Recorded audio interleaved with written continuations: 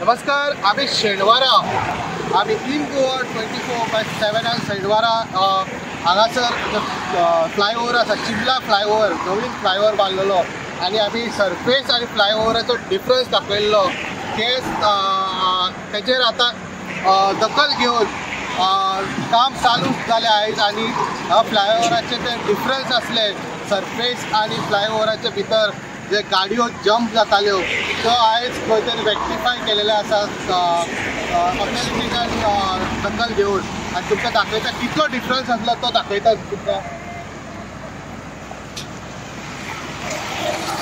हो जो गॅप पळयता तुमी हो जो गॅप पळयता हे हितून 17 सेंटीमीटर